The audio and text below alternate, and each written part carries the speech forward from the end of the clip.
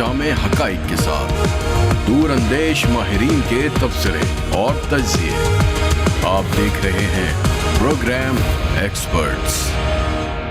बिस्मिल्लाहिर्रहमानिर्रहीम, अस्सलाम वालेकुम। प्रोग्राम एक्सपर्ट्स में मैं आपको खुशामदीद कहूँगी। नाज़रीन, नवाज शरीफ के लिए ड्रामाई अंदाज में सियासी फ़ज़ा हमवार हो रही है। वतन वापसी से पहले उनको हिफाजती ज़मानत मिली, फिर उनका एक बड़ा शानदार इस्तकबाल हुआ और आज भी पहले पंजाब हुकूमत ने नवाज शरीफ की अल-अज़ीज़िया रेफरेंस में सज़ा मुअत्तल की, जिस पर वजाहत देते हुए पंजाब हुकूमत ने बताया कि ये फैसला क्रिमिनल प्रोसीजर कोड सेक्शन 401 के तहत सूबाई हुकूमत को हासिल इख्तियारात के तहत किया गया। और इस पर निगरान वज़ीर आला पंजाब मोहसिन नकवी की एक वजाहत भी सामने आई। उन्होंने ये कहा कि ये सज़ा मुअत्तल नहीं की गई है, केस कोर्ट को रेफर किया गया है। नाज़रीन, फिर नवाज शरीफ तोशाखाना रेफरेंस में एहतसाब अदालत पेश हुए और उन्हें वहां से जमानत मिल गई, जिसके बाद वो सरेंडर करने के लिए इस्लामाबाद हाई कोर्ट गए। समाअत के दौरान नैब प्रोसिक्यूटर ने यह मौक़िफ़ इख्तियार किया कि अगर हिफाजती जमानत में तौसी कर दी जाए तो हमें एतराज़ नहीं। इसके बाद नवाज शरीफ की एवनफील्ड और अल-अज़ीज़िया रेफरेंस में जमानत मंजूर हो गई।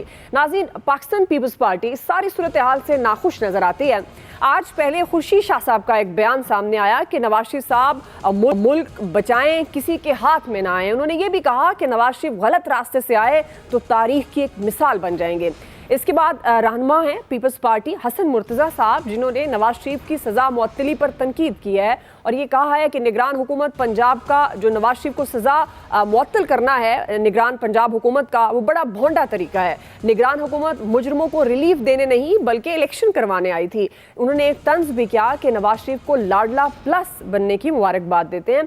इस हवाले से गैलप का सर्वे भी सामने आया। नाज़रीन, में 38% शुरका ने नवाज शरीफ की वतन वापसी को डील का नतीजा करार दिया है। इसी सारी सूरत हाल की मुनासबत से आज एक्सपर्ट्स के लिए जो पहला और बड़ा सवाल है वो कुछ यूं होगा कि पीपल्स पार्टी की जानिब से नवाज शरीफ पर लाडला प्लस होने का जो इल्ज़ाम है वो दुरुस्त है या नहीं। मैं पैनल का तारुफ करवा देती हूँ। प्रोग्राम में मेरे साथ मौजूद हैं अयाज खान साहब, आमिर इलियास राना साहब, हैदर वहीद साहब, फैसल हुसैन साहब और मोहम्मद इलियास साहब। मैं आप सबको खुशामदीद कहूँगी। हैदर वहीद साहब, मैं आपसे आगाज़ कर रही हूँ। जी चलें जी, आज आगाज़ में हैदर वहीद साहब अभी नहीं है। अयाज साहब, मैं आपकी तरफ आ जाती हूँ। अयाज साहब, लाडला प्लस अनोखा लाडला हम ये सुनते थे और चेयरमैन तहरीक इंसाफ को भी यही कहा गया कि ये लाडला है, और अब नवाज शरीफ साहब को ये जो दर्जा है वो लक़ब ये मिला है पाकिस्तान पीपल्स पार्टी की तरफ से, और जो कुछ फिर कोर्ट की तरफ से ज़ाहिर है वो कानूनी तरीका प्रोसीजर वो भी आपके सामने है। निगरान जो पंजाब हुकूमत है, निगरान वज़ीर आला, उन्होंने ये वजाहत दे दी है कि हमने रेफ़र किया है, मुअत्तल नहीं किया उनकी सज़ा को। तो सर, ये लाडला प्लस का इल्ज़ाम दुरुस्त है जो पीपल्स पार्टी लगा रही है नवाज शरीफ साहब पर? इसमें कोई शक है आपको? एक लाडला आजकल जेल में है और ये ज़ाहिर है वो नया लाडला था, और ये चूँकि पुराने लाडले हैं इसलिए वो शानदार इस्तकबाल हुआ। तब ऑलमोस्ट स्ट्रेट वेलकम था, इससे तो कम नहीं कहा जा सकता जिस तरह से नवाज शरीफ साहब तशरीफ़ लाए थे। और उसके बाद आज अदालत में जो होना था, ज़ाहिर है ये भी ऑब्वियस था, इसमें तो किसी को हैरत नहीं हुई कि अगर ये जो मामला जिस तरफ जा रहे हैं इसी तरफ जाने थे। मुझे अलबत्ता हैरत हुई जब चीफ जस्टिस साहब ये कह रहे थे कि आपको ये बताना पड़ेगा कि आप गैर हाजिर किस तरह रहे, मतलब इसका जवाब पेश करना पड़ेगा। तो मासूम आदमी है chief justice Islamabad high court भी। हुजूर, आप वो जिस दिन वो जो आमिर साहब कहते होते हैं उड़न खटोला जो लेके गया था, उसमें पहली तस्वीर देख लें आप कि जब वो इधर हम बैठ के मुसलसल कह रहे थे कि यार वो बहुत शदीद बीमार हैं, अब उनको बाहर भिजवा देना चाहिए, रुकावट नहीं बननी चाहिए गवर्नमेंट की। तो वहाँ बैठते ही उन्होंने पहला जेस्चर दे दिया था। आपको याद होगा मेरा उस दिन का भी जो उस पर रिएक्शन था, मैंने ये कहा था, वो उन्होंने बता दिया कि भाई देखो मैं जा रहा हूँ, मुझे मतलब आप लोगों की मरहून मिन्नत नहीं हूँ, मैं ये निकल रहा हूँ इस मुल्क से। उसके बाद मुसलसल 4 साल माशाल्लाह वो रेस्टोरेंट्स पे भी नज़र आए, शॉपिंग करते हुए भी नज़र आए। उसके बाद यूरोप के दौरे पे भी निकले 1-2 बार। तो इसके बावजूद वो उनसे पूछा जाए कि जी जवाब पेश करें, क्या जवाब पेश करेंगे भाई? वो जवाब तो उन्होंने बता दिया कि मैं नहीं आना था, नहीं आया, अब मैंने आना था, मैं आ गया हूँ, अब आपने जो करना कर लें। आप जमानत देने के सिवा क्या कर सकते हैं और केस खत्म करने के सिवा क्या करेंगे? तो ये हिस्ट्री हमारे यहाँ ऐसी चल रही है हमें पहले पता नहीं होता था इस चीज का ना कि कोई लाडला भी हुआ करता है। तो जाहिर है जब इमरान खान साहब आए तो हमें पहली बार पता चला कि कोई लाडला होता है। अब लाडला प्लस हो गया है। वो लाडला प्लस अगर कहा जाए तो गलत नहीं कहा हसन मुर्तजा ने, क्योंकि जो सलूक हो रहा है इस वक्त कायद के साथ वो लाडला प्लस होगा तो ये सलूक होगा, अदरवाइज पॉसिबल नहीं। सही आमिर साहब, वाकई लाडला प्लस वाला सलूक हो रहा है नवाज शरीफ साहब के साथ, जो पीपल्स पार्टी रहनुमा भी कह रहे हैं। वो मैंने तो कई दिन पहले ही ये लिखना शुरू कर दिया था, ट्वीट्स किए थे कि स्यापा ग्रुप शुरू। तो मजा आ रहा है, एंजॉय कर रहा हूं मैं इस सारी सिचुएशन को कि जिस तरीके से हो रहा है। भाई स्टेट वेलकम था ना, हम लेके आए हैं ना, गए हैं अपने दफ्तर की तरफ से, ड्यूटी करके आए हैं, हमने कवरेज की है, हमारा काम है, हम मजे ले रहे हैं, एंजॉय कर रहे हैं कि जहां पे भी कोई बुलाएगा जरूर जाएंगे, जहां दफ्तर भेजेगा वहां पे भी जाएंगे और कवरेज भी करेंगे। आज बड़े अजीबोगरीब एक कंपैरिजन शुरू हो गया ना हमारे यहाँ कि जी नवाज शरीफ और इमरान खान को देख लें जी, क्या फर्क है। क्या नवाज शरीफ ने स्टेट पे कभी हमला किया? क्या नवाज शरीफ ने बतौर वजीर आजम कभी सीक्रेट्स जो असल केस है साइफर का, वो जो आपने डॉट्स मिला दिए, कोड्स को पब्लिक किया, तो दुश्मन को तो सारा कुछ आपका जो पुराने लेटर वो हैक भी करते हैं अगर आपके साइफर्स कोड्स को, तो उनको तो आपने सारे डॉट्स मिला दिए। क्या कभी किसी वजीर आजम ने, नवाज शरीफ नहीं, इमरान खान, सबको देख लें, इस मुल्क में किसी वजीर आजम ने ये हरकतें नहीं की।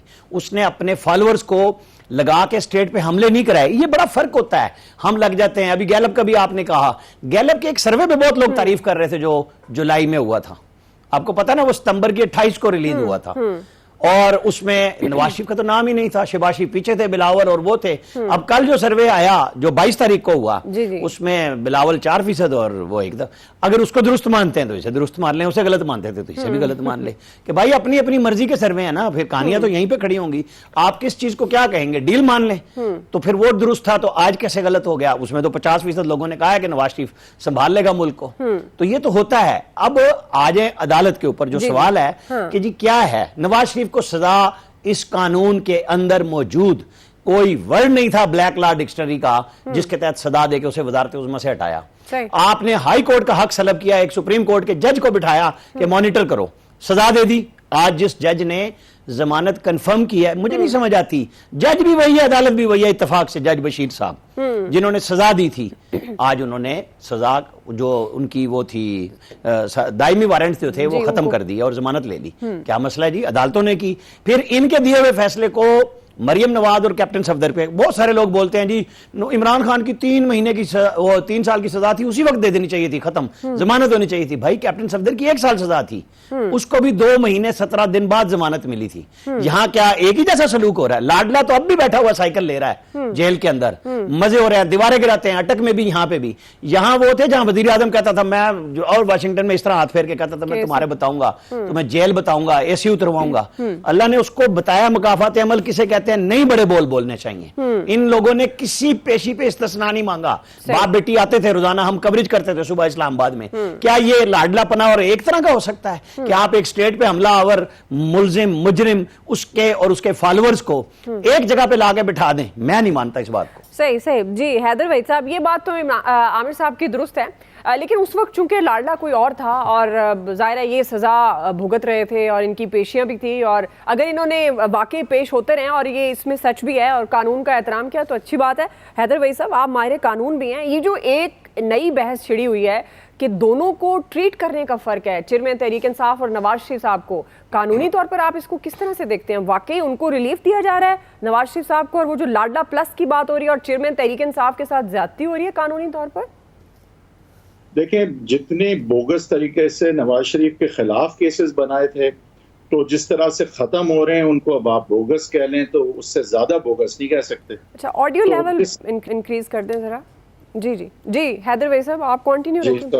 जी मैं कह रहा हूं कि जिस तरह से केसेस बनाए गए थे और जिस तरह से ये सिलसिला शुरू हो गया था या किया गया था, और जिस हदफ को हासिल करने के लिए किया गया था, यानी उनको इलेक्शन से महरूम किया जाए, उनकी पार्टी को उनको हराया जाए, ना वो पीएम बने ना वो सीएम बने, वो सारी चीजें अचीव हो गई। और जिस तरह से भी होना था, जैसे भी होना था, वो सब हो गया।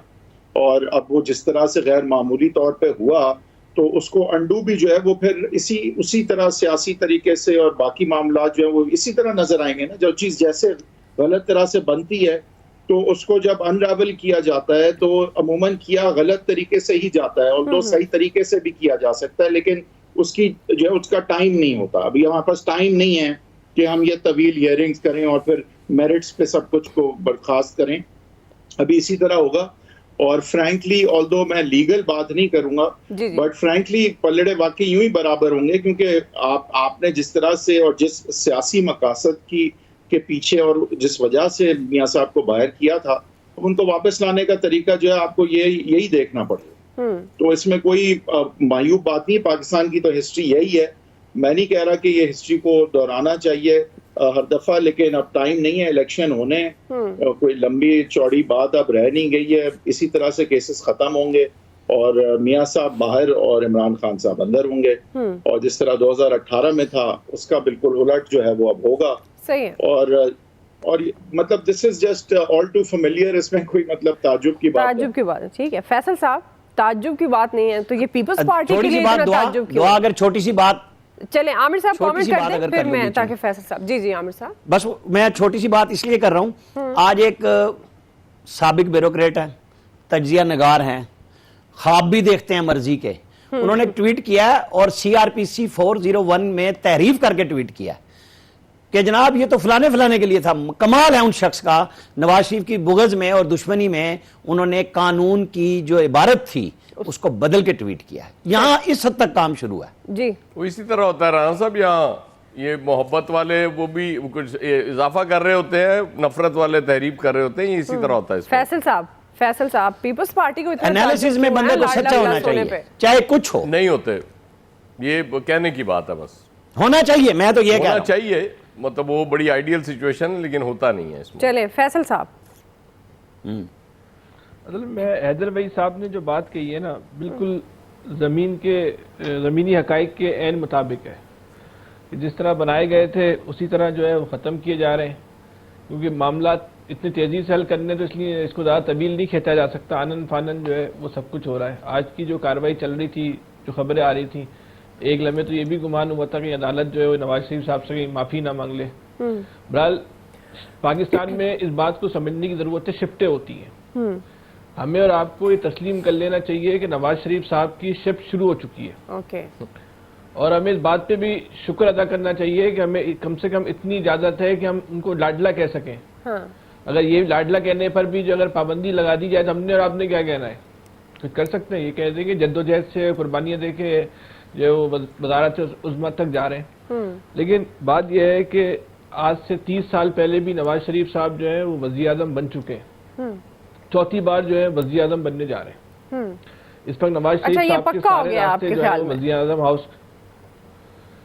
जी तो मैंने कहा ये पक्का हो गया, आपने कहा वज़ीर आज़म बनने जा रहे हैं, मतलब अभी इलेक्शन आने हैं, उसका रिजल्ट आना है। कोई इसमें तो कोई मौज़ा हो जाए, शिफ्ट तब्दील हो जाए तो अलग बात है, लेकिन अभी तो नवाज शरीफ साहब की जो है ना शिफ्ट है।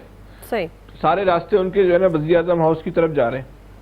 बात यह है कि इस वक्त पाकिस्तान को दो मसाइल का सामना है जी, एक माशी मसाइल का, एक सियासी इंतशार का। सियासी इंतशार को ख़त्म किए बगैर आप इस मुल्क के माशी मसाइल को जो है हल नहीं कर सकते। ठीक। अच्छा, हम और आप तो नवाज शरीफ साहब के पास जो इस वक्त स्टेटस हासिल हो गया ना लाडले का, हम और आप तो उनसे छीन नहीं सकते, तो हमें और आपको कुंडने की क्या जरूरत है? अगर सारे हालात उनके लिए मुबाह किए गए, लेकिन नवाज शरीफ साहब के लिए अब इस ओहदे पर कोई चार्म नहीं होना चाहिए। चौथी बार वो वज़ीर आज़म बनने जा रहे हैं। वो इस्टेब्लिशमेंट तो उनके लिए रास्ते बना रही है, लेकिन नवाज शरीफ साहब को हो सकता है कुदरत भी कोई उनसे जो है वो बड़ा काम ले ले। तो इस वक्त नवाज शरीफ साहब एक अपने आप को एक मुदब्बिर के तौर पे सामने लेकर आए, और जो इस वक्त पाकिस्तान का सियासी इंतशार है उसके खात्मे के लिए कोशिश करें, तो ये उनका जो इतनी तवील जद्दोजहद है, सियासी जद्दोजहद है, ये उनके लिए भी जो है ना ये चीज़ जो है ना बेहतर होगी। सही। चौथी बार वज़ीर आज़म बनना है, पूरा ख़ानदान उनका इक़्तिदार में 40 साल से, उनके ख़ानदान को जो है पाकिस्तान का हुक्मरान ख़ानदान कहा जाता है। ठीक। मतलब किसी ख़ानदान को अगर आप ये कहना हुक्मरान ख़ानदान, तो ये छोटी टर्मिनोलॉजी नहीं होती है, बहुत बड़ी टर्मिनोलॉजी होती है। किसी रियासत में एक ऐसा ख़ानदान है जिसके लिए इस्लाह इस्तेमाल होती है। आप अपने मुखालफिन को भी साथ मिला लें, ठीक। लेकिन अगर आप ये काम नहीं करेंगे और अगर अपने इस वक्त अगर अफाम व तफहीम का रास्ता इख्तियार नहीं करेंगे, अगर आप किसी एक बड़ी कुव्वत को जो है हाथ पैर बांध के जो है वो वजारत उज़्मा की कुर्सी पर बैठेंगे, वहां तो आप पहुंच जाएंगे, लेकिन इंतशार खत्म नहीं होगा, सही, माशी मसाइल खत्म नहीं होंगे। ठीक है, तारीख में अपना नाम जो है वो बड़े लफ्जों में लिखवाएं। इस वक्त वजारत उज़्मा तक पहुंचना आपका मंशा नहीं होना चाहिए। इस वक्त कौम को मसाइल से निकालना जो है ना वो आपकी अवलिन तरजीह होनी चाहिए, वो नजर नहीं आ रही हमें। ठीक है, वो एतदाल नजर नहीं आ रहा, वो बर्दाश्त नजर नहीं आ रही, वो जज्बात हमें इस वक्त नून लीग के पास नजर नहीं आ रहे। आप ये काम करें, बड़ा काम करें, इस छोटे चक्कर में नहीं पड़े। आप है हुक्मरान हमारे, हमने तो जुनैद सफदर की भी हुक्मरानी देखनी है, हमारे नसीबों में लिखा हुआ है, हमें कोई टेंशन नहीं है। सही है, फैसल तैयार है, लेकिन सही है। नहीं मतलब आप तैयार हैं कि जुनैद सफदर भी सियासत में आएंगे? हमने तो आसिफ दारी के नवासों की और पोतों की भी गुलामी में जिंदगी गुजारनी है, इसमें कौन सा मसला है? अल्हम्दुलिल्लाह, सही है, हम तो है ही गुलाम को, हम इसमें कोई टेंशन थोड़ी है हमें। चलो जब ज़हनी तौर पे मान लिया तो फिर बात ही खत्म। जी इलियास साहब, इसमें तो जब कौम कोई टेंशन नहीं है तो हमें और आपको करने की जरूरत क्या है?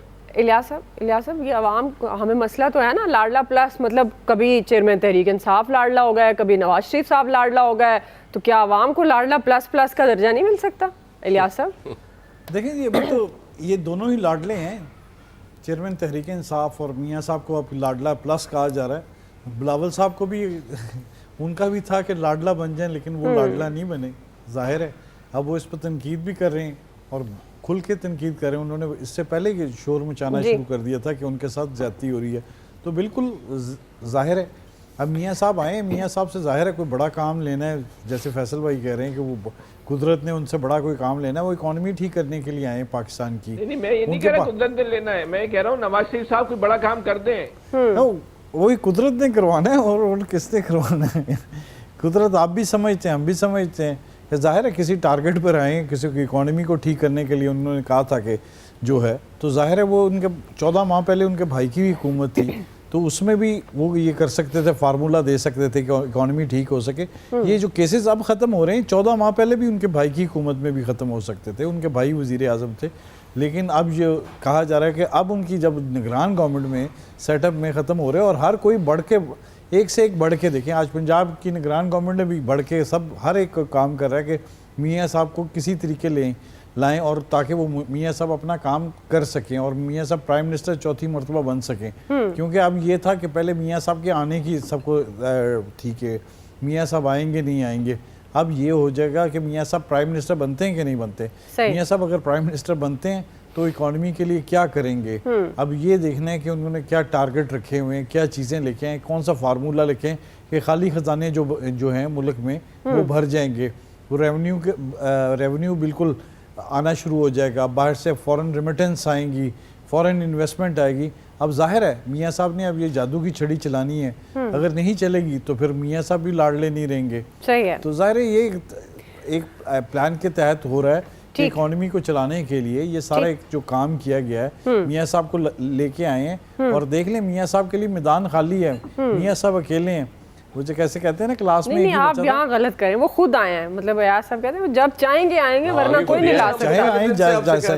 जब वो जाना चाहते थे तो वो गए थे, जाती दफा हाथ हिला के गए थे। ये कह रहे हैं कि छोटे कायद की हुकूमत में क्यों नहीं है भाई, वो उनके अपने वजीर आजम के दौर में तो उनके साथ ये सब कुछ हुआ था, जब शायद खाकान अब्बासी वजीर आजम थे तो वो छोटे भाई पे कैसे एतबार कर लेते। वो बहरहाल मियाँ साहब ने जब देखा कि मुकम्मल तौर पर एतमाद जब उनको मिला कि मियाँ साहब आ रहे हैं, तो उनको देखें अब केसेस वगैरह जो हैं वो केसेस जो पहले आप देख लें, एक चीज़ है ये मुल्क में आज इनकी गवर्नमेंट रहेगी तो उन पर केसेस बनेंगे, तो उनकी गवर्नमेंट आएगी केसेस बनेंगे, केसेस हैं कुछ नहीं, और ये इसी तरह मुल्क में खींचातानी होगी और नुकसान किसको, आवाम को। बिल्कुल जी, आवाम को सफर करना पड़ता है, आवाम की सोचते नहीं। अच्छा जी, हमने ना एक अवामी राय शामिल करने के लिए एक सवाल आवाम से भी सोशल मीडिया पर लेने की कोशिश की है, तो चूंकि जो आज का सवाल है वो माहिर कानून से मुतल्लिक है, तो हैदर वहीद साहब, ये लोग ये पूछ रहे हैं कि ये जो रिलीफ मिल रहा है नवाज शरीफ साहब को, ये कानूनी तौर पर बताइएगा, ये वक्ती तौर पर है या मुस्तकिल बुनियादों पर इनको रिलीफ मिलता जाएगा?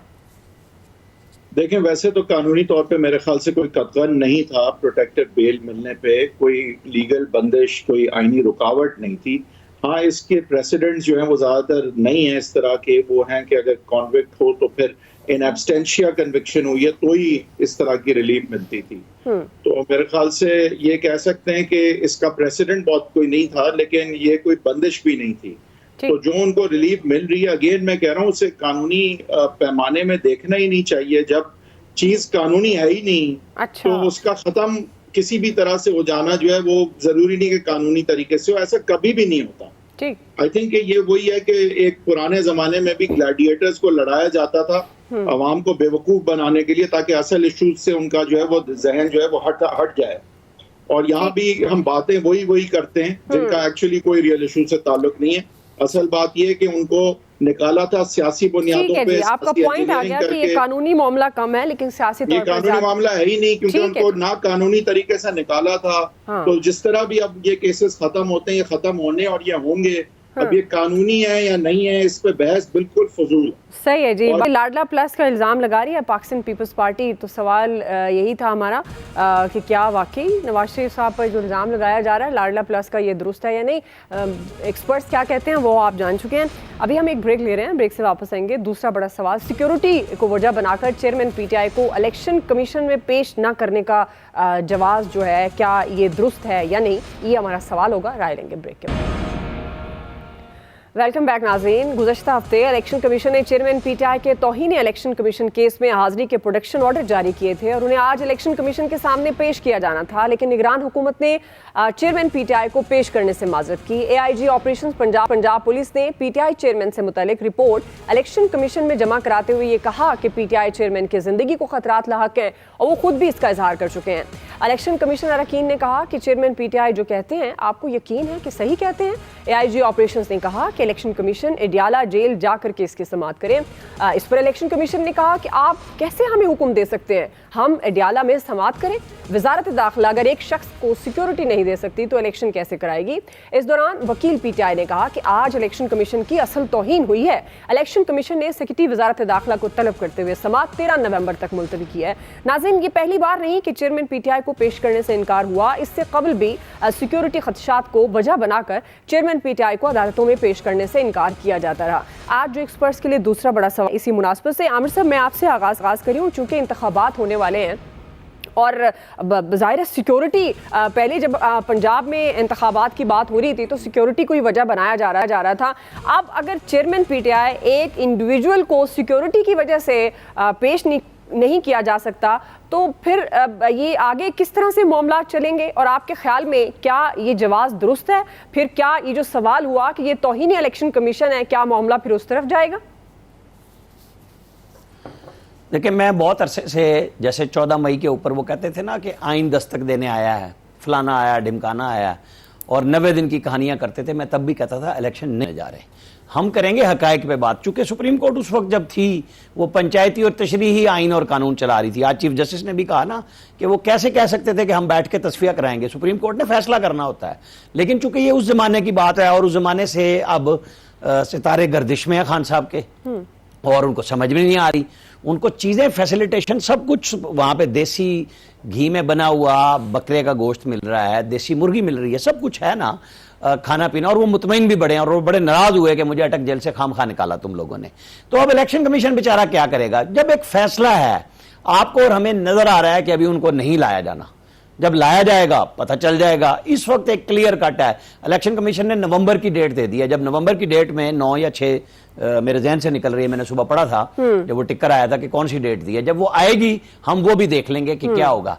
इस वक्त एक फैसला है कि हजरत साहब आपने वहां तशरीफ रखनी है, आप लाइफ एंजॉय करें जो आपने चुनी। चूंकि आप रियासत पे हमलावर हुए, आपने सियासत नहीं की, आपका जुर्म, आपको पता है कि आपने नौजवान नस्ल को गुमराह किया। जब गुमराह किया तो अब आपको जवाब जगह जगह आपको देना है, क्योंकि आपकी फैन फॉलोइंग ने जो कल्ट की सिचुएशन बनाई उसको आपने रोका नहीं, आज तक आपने नहीं रोका, आप लेके चलते हैं। आप हर उस बंदे को तरक्की देते थे जो बड़ी गाली देता था, जो बुग़्ज़ में भरे हुए बयानात देता था। आपने उन सबको वफाकी वजीर बना दिया, किसी को मिनिस्टर ऑफ स्टेट से फुल मिनिस्टर बनाया, किसी को अपॉइंट किया सोशल मीडिया में कि जितनी बड़ी गाली उतना बड़ा रुतबा। तो चूंकि आप खान साहब उस अमल के मकाफात का शिकार हैं कि जो आपने किया वो अब आप भरने की तैयारी कीजिए, चूंकि स्टेट का एक फैसला है। आप देख लें सुप्रीम कोर्ट के ऊपर भी अपील भी आएगी, 7 रुकनी बेंच भी नया बनेगा। मैंने कल भी बात कही थी, ये चीजें इस तरह नहीं है जितनी सादा हम समझ रहे हैं। जब आपने हमला किया है, आपको फिर जवाब आपने ही देने हैं, किसी और ने नहीं देने आपकी जगह। जी हैदर वहीद साहब, आपके ख्याल में ये जवाब दुरुस्त है? सिक्योरिटी वाकई सिक्योरिटी इशू है चेयरमैन पीटीआई को? No, obviously not, clearly. वो तो देखें, अगेन हम वही बात है कि मतलब दिस इज मतलब ये कोई बात करने वाली बात है ही नहीं बेसिकली। ये हमें भी पता है कि क्या असल इश्यूज हैं, वो छोड़ दें, उसका कुछ नहीं हो सकता। लेकिन एक आपने बात की थी, जी जी, वो इंटरेस्टिंग बात थी। आप कह रही थी कि ये लाडला प्लस हैं नवाज शरीफ के बारे में, आजकल सब कह रहे हैं वो लाडला प्लस हैं, सियासतदान भी कह रहे हैं, पीपल्स पार्टी भी तनकीद कर रही है। तो मेरा सवाल जो है वो ये सवाल गलत है। उन पे ये तनकीद भी जो है, उन पे ये तनकीद कम से कम गलत है कि वो लाडला प्लस हैं। मसला ये और सवाल ये होना चाहिए कि लाडला प्लस बने बगैर कोई इक़्तिदार में आ क्यों नहीं सकता? सही, लोगों के वोट से कोई क्यों नहीं आ सकता? नेक्स्ट ये कर लेंगे।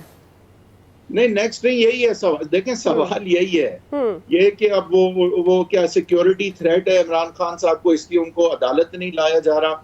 ये सवाल नहीं है। सवाल ये है कि लाडला हुए, आप नवाज शरीफ पे ना करें तनकीद, आप तनकीद कर, सवाल ये उठाएं कि लाडला बने बगैर क्यों नहीं कोई बन सकता प्राइम मिनिस्टर? भाई वो लाडला ना बने तो और क्या बने? जिसको भी प्राइम मिनिस्टर बनना है उसको लाडला बनना है। बिलावल बन के दिखा दें लाडला बने बगैर प्राइम मिनिस्टर, कोई और बन के दिखा दे, नहीं बन सकता ना। वो तो लाडला सब बनना चाहते हैं। आज वो नवाज शरीफ से जल रहे हैं।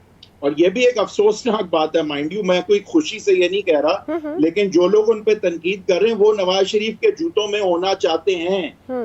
वो चाहते हैं लाडला बने, वो ये नहीं चाहते कि लाडला बनने की रिक्वायरमेंट खत्म हो जाए। उस पर तो नहीं बात कर रहे बिलावल साहब कि भाई लाडला बनना जरूरी क्यों है। वो लाडला बनना चाहते हैं। वो कहते हैं मैं तो और उम्र में कम हूं, मुझे लाडला बना दो। तो बात ये है असल में कि लाडला बनना जरूरी कि आप बताएं, आप बन सकती हैं वजीर आजम? लाडला बने बगैर कोई वजीर आजम नहीं बन सकता। मेरी क्या शरीफ का कसूर नहीं है। मेरा क्या मतलब, मेरा तो किसी लिस्ट में नाम ही नहीं है ना हैदर भाई साहब, आप हमें मुझे खुश कर रहे हैं। नाम आएगा नहीं ना। अब देखें, जब कोई लाडला बनेगा तो लिस्ट में आएगा, तो उसमें नवाज शरीफ को क्या कसूर? उन्होंने देख लिया ना दीवार पे सर मार मार के। ठीक है, तो ये अब नवाज शरीफ पे तनकीद करने के बजाय ये सवाल करना ज्यादा बनता है कि भाई लाडला बनना, उन्हें जरूरत क्यों पड़ी लाडला बनने की? जब वो लाडले नहीं बन रहे थे तो उनके साथ क्या हुआ? तो और फिर ये शहबाज शरीफ की मफाहमती पॉलिसी क्यों उन्होंने अपनाई? हम क्रिटिसाइज बिल्कुल करेंगे कि शहबाज शरीफ साहब, आपने इस इतनी बड़ी पार्टी की मकबूलियत का ग्राफ गिराया आपने कबूलियत हासिल करने के लिए, लेकिन आगे से वो कहेंगे तो ये इतनी सारी मकबूलियत लेके कैदी 804 बैठा हुआ है, इसकी कबूलियत क्या दिला रही है? मकबूलियत सॉरी क्या दिला रही है? जी जी, सही बात। तो शहबाज शरीफ साहब के पास जवाब है। अगेन, शहबाज शरीफ पे आप तनकीद करना चाहें करें, लेकिन असल सवाल तो ये है कि शहबाज शरीफ को क्यों करना पड़ा? तो बात ये है कि ये देखें, ये आप नवाज शरीफ शहबाज शरीफ की बात नहीं है। पहले इमरान खान थे, आज नवाज शरीफ हैं, कल बिलावल होंगे, फिर शायद बारियां लगेंगी। ठीक है, फिर शायद नहीं, बारियां लगना भी इशू नहीं है। अच्छा, इशू ये है कि लाडला हुए बगैर आप नहीं बन सकते। जाहिर है बारी जब लाडला बनने की आएगी तो फिर जब हवाएं जिस तरफ होंगी, फिर ये सियासतदान ही कहते हैं ना। अब जैसे खुर्शीद शाह साहब ही कह रहे हैं, पहले चेयरमैन तहरीक इंसाफ को भी इन्हीं सियासतदानों ने लाडला का लकब दिया था, अब नवाज शरीफ साहब को भी दे दिया। अयाज साहब, बिलावल जब बनेंगे तो उनको बाकी सियासतदान ये लकब बिल्कुल जी। अयाज साहब सो व्हाट जी, अयाज साहब, सिक्योरिटी वजह है? देखें, एक तो हैदर वहीद साहब आपसे कह रहे थे कि लाडला, वो ये तो बेचारी अंदलीब आवाज जितनी भी नहीं है कि जिनको आईपीपी में शमूलियत ही करानी पड़े। ये तो बहुत सर, वैसे मैं अपने काम से खुश हूँ, बहुत दूर है ये इन चीजों से। देखें, की पार्टी में जा सकती है। देखें बात क्या है वो कि इन्होंने ठीक बात कही है कि अपने काम से खुश हैं, यही बात ठीक है जी। देखिए ना, वो मैं सुनता हूँ कि हमारे जो चीफ इलेक्शन कमिश्नर है राजा साहब, वो बड़े दिलेर आदमी हैं, बड़े दबंग आदमी हैं, वो फैसला देंगे और ये हो जाएगा वो हो जाएगा। जरा बुला के दिखाएं ना इमरान खान को, जरा अपनी उधर पेश कराएं, वो इतनी हिम्मत है। अच्छा फरमाइश तो देखें, जवाब ठीक होता है कि जी एक बंदे को सिक्योरिटी नहीं दे सकते तो इलेक्शन कैसे कराओगे, लेकिन उसके बाद इन जवाबों के बाद जब जवाबुल जवाब होता है ना, उसके बाद फिर सब इनकी बोलती बंद हो जाती, उसके बाद बोलता ही कोई नहीं है। एक बार ठीक है, हाँ जी हमें समझ आ गई है कि सिक्योरिटी। अब इमरान खान को वहां से निकाल के अदालत में पेश क्यों नहीं किया जाता? सीधी सी बात है, जब वो निकाला जाएगा उसको वहां से किसी अदालत में पेश करने के लिए, तो जाहिर है कोई तस्वीरें भी 4 बन जाएंगी, कोई वीडियोस भी बन जाएंगी, चलें वो फिर उसके बाद वो वायरल भी हो जाएंगी, वो चलना भी शुरू हो जाएंगी। वो अफोर्डेबल नहीं है। जो लोग कहते हैं ना कि 2018 में और अब 2023 में बिल्कुल एक जैसे हालात है, आई एम सॉरी, एक जैसे हालात नहीं है। पीएमएलएन को इलेक्शन में कोई रुकावट नहीं डाली गई थी उनको इलेक्शन लड़ने में। एक एक चीज वो कर रहे थे, जलसे, जुलूस, कॉर्नर मीटिंग्स। यहाँ तो आप जरा पीटीआई का झंडा लेके निकले सर, वो 28 मई वाले हैं, ये 9 मई वाले हैं, फर्क तो है। ये हम कह रहे हैं ना बैठ के, हमने मुजरिम करार दे दिया उसको, इमरान खान को। ये हम कह रहे हैं, मतलब इसी तरह नवाज शरीफ को उस वक्त मुजरिम करार दे रहे थे कि जी बिल्कुल उसने सारा कुछ गलत किया है। ये होता वही है ना, वो चीजें जैसी चेंज होती है सिचुएशन, वो बंदा बदल जाता है सिर्फ और वो मुजरिम हो जाता है फौरी कि जी बस मुजरिम है, वो हो गया ऐसी की तैसी। और छोटे कायद पे भी तनकीद नहीं बनती। अच्छा, छोटे कायद अगर 16 माह की हुकूमत ना लेते तो आज ये कबूलियत बड़े कायद के लिए ना होती। बड़े कायद भी आज भी शायद वापस ना आ सकते।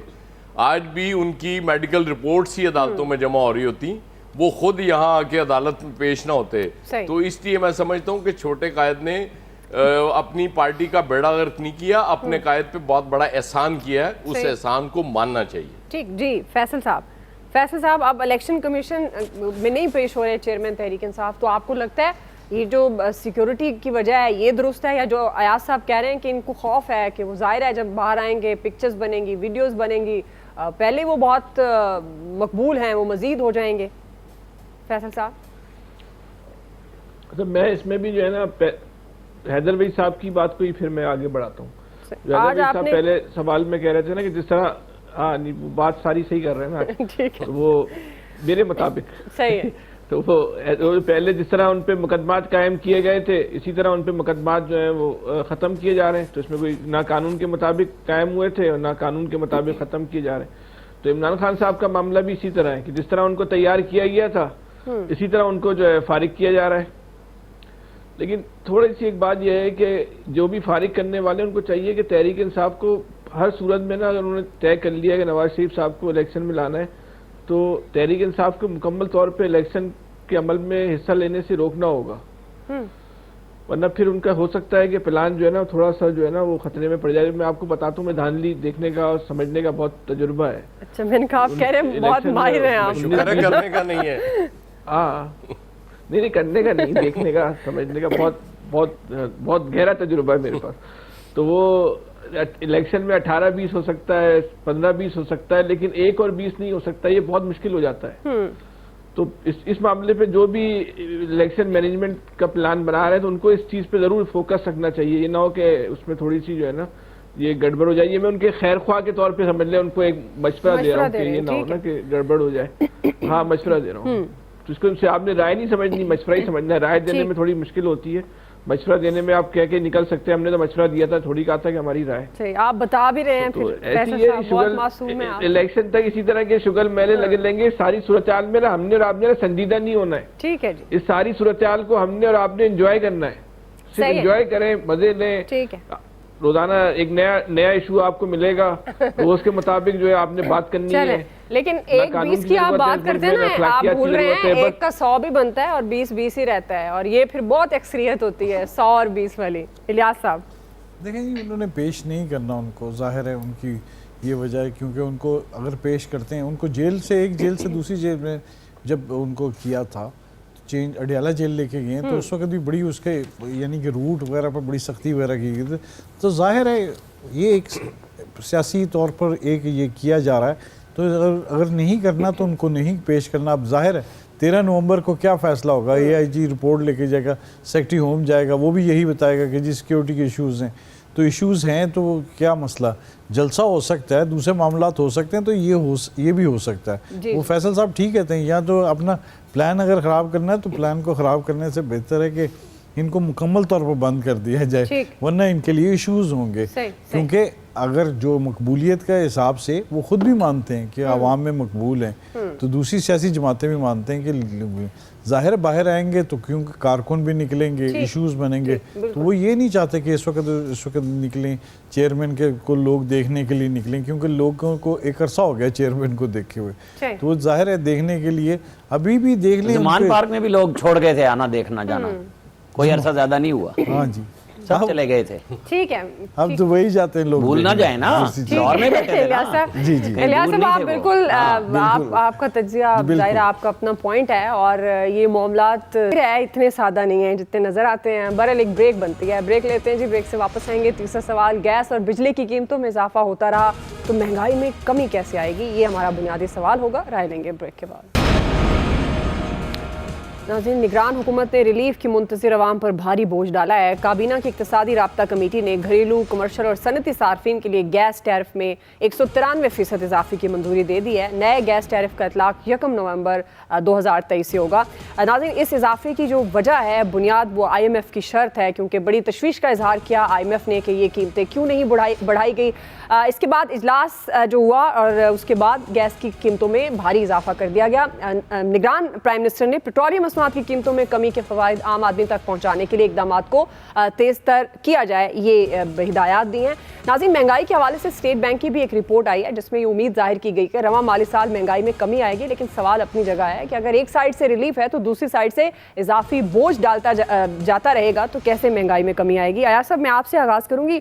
एक तरफ तो आप कहते हैं कि जी आम आदमी को हम रिलीफ देंगे, दूसरी तरफ आप महंगाई उसको बढ़ा रहे हैं। अब गैस आपके सामने है जो उसकी कीमतों में इजाफा हुआ, इससे पहले बिजली खास तौर पर, और खाने पीने की चीज़ों में कोई कमी अभी तक वाक़ई नहीं हुई है। तो ये किस तरह से फिर कह सकते हैं कि आम आदमी को रिलीफ मिल रहा है? ये कह तो सकते हैं, उसमें तो कोई हर्ज नहीं है, कहने में तो कोई हर्ज नहीं होता, लेकिन बुनियादी बात ये है कि चूंकि ज़ाहिर है IMF से आपने पैसे लेने हैं, ये तो आपको करना पड़ेगा, इससे कम आप कर नहीं सकते कोई। लेकिन वो जो आप पेट्रोलियम प्रोडक्ट्स की प्राइसेस में कमी की बात कर रही हैं, डॉलर काफ़ी हद तक कंट्रोल हुआ, मतलब वो इतना नहीं हुआ अभी, लेकिन बहुत ज़्यादा चूँकि हो गया हुआ था। आज मैं एक देख रहा था, कार कंपनी ने कुछ गाड़ियों की कीमतें भी 13 लाख तक कम की हैं। अच्छा। तो इसके, लेकिन इनका फ़ायदा नहीं होगा। फ़ायदा वही जो आप बात कर रही हैं ना, कि एक डेली खाने पीने की अशिया जो आम आदमी के लिए सबसे मुश्किल हुई हुई हैं, उस तक आसानी होगी। अभी तो बिजली के बिल नहीं लोगों से दिए जा रहे थे, अब गैस भी अल्लाह के फजल से वहीं पहुंच जाएगी, तो अल्लाह तो खैर सल्ला, कोई नहीं, रिलीफ आपको बहरहाल मिलता रहेगा। जी आमिर साहब थोड़ा वक्त का ख्याल रखना है आप सबने। आमिर साहब, कर्ज की मैप पे जीने वाला मामला खत्म हो गया। सिंपल सी बात है, उन्होंने कहा है जितने की चीज खरीदो उतने की बेचो, पेट्रोल हो, गैस हो, कुछ हो। सबसे बड़ी डज उसको पड़नी है जो पहली दफा आएगी। 10 रुपए मिनिमम जो था गैस मीटर, जो बिल्कुल निचली सतह पे लोग थे, उनको 400 रुपए फिक्स देने पड़ेंगे। ये सबसे बड़ा कोहराम होना है। बाकी जाहिर है कि हम आप सब जिसके घर में ये पाइपलाइन गैस है, जिसे सुई गैस उर्फे आम में कहते हैं, उसके ऊपर लोग भुगतते हैं, कोई सिलेंडर नहीं करता, कोई लकड़ी लाता है, मसाइल को चलाना पड़ता है, उनके लिए ये बहुत मुश्किल होगा। 24,000 रुपए किराए पे रहने वाला हमारा निगरान वजीर आजम जब इस कदर मामले पे चला जाए, यहाँ पे उनको गौर करना चाहिए था। ये जो 400 रुपए फिक्स किया ना, ये बहुत ज्यादती है। बाकी तो जाहिर है कुछ कमाएगा, कुछ बंदा काम कर लेता है, चला लेता है काम। जी फैसल साहब, बस सारे गरीब आदमी की जेब से पैसे निकालने, ये IMF कभी ये नहीं बोलता कि जो ज़राई टैक्स लगा दो। IMF ये नहीं बोलता जो लोग टैक्स चोरी करते हैं इनसे किस तरह जो है रिकवरी करनी है। वो बोलता है, हम सुनते नहीं है, उनको टैक्स नेट में हम सुनते सारा IMF भी उन लोगों के बारे में बोलता है कि तनख्वाहदारों के टैक्स बढ़ा दो, जो टैक्स दे रहा है उसको दे दो।